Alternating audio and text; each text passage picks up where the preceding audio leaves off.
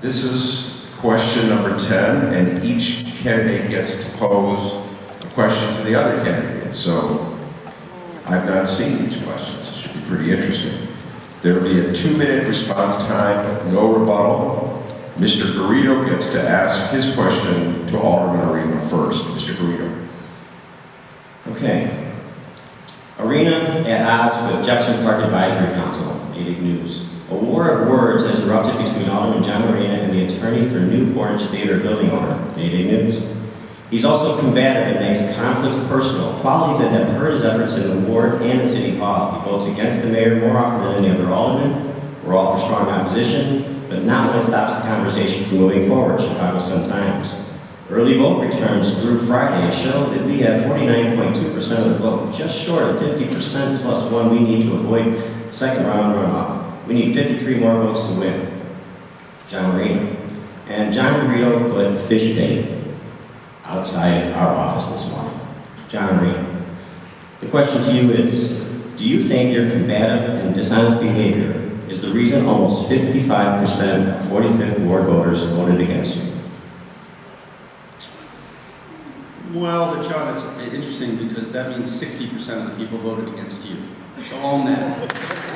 Here's the thing. Actually 61, we got 39%.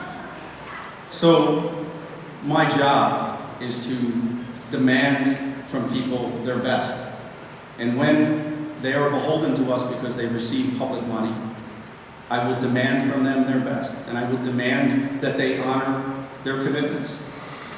And so if I ask for something that is due us on behalf of our community and it's not received, I will go to bat for you and I will go to war for you.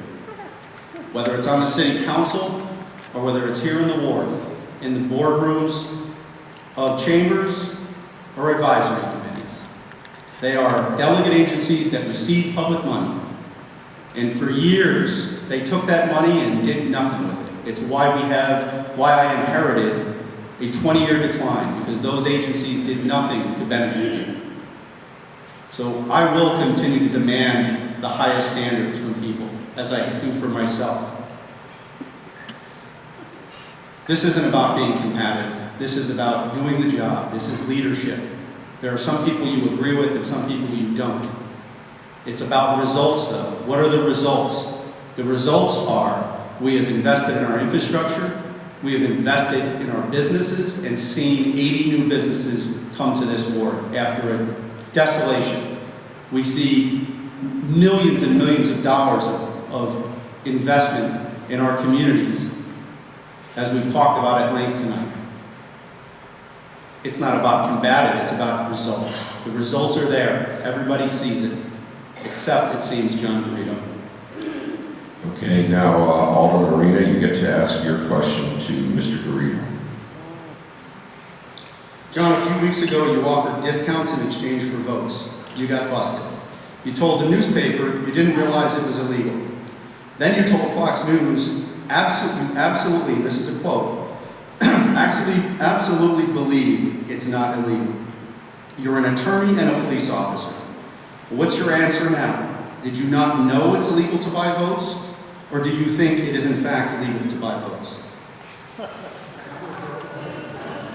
I did not offer, personally, a discount for votes. So it was an offer by numerous businesses that I posted up on Facebook to bring in your receipt after you vote, and they would give you a discount. So if the alderman thinks that myself and all these business owners should be prosecuted, that's unfortunate, because on election day, Community Tavern posted on Facebook, bring in your receipt after you vote for a free drink. Portage Grounds offered on election day, bring in your receipt after you vote and get, I believe it was a free cup of coffee. Once it was brought to our attention, and it was by Heather Sharon, and I believe she brought it to the attention of Community Tavern and Portage Grounds, everybody stopped. Not one person collected on it. Now, it's something that has gone on for years. You had Uber that offered free rides to go vote. You had NBC5 that posted up on their page places where you can go to Park 57 and show your receipt and get a free dessert, or where you can go and show your I voted and you get a free drink somewhere. So it hasn't been litigated, so it's still unclear if the actually offering something after you voted. The way that the statute is written is if it's an incentive to induce somebody to go vote is where the problem is. So yeah, it's still a gray area as far as if what all of these businesses, including what I did, is illegal or not. It's very clear in the Thank you, statute. thank you. All right, here we go. Now we're getting to closing remarks.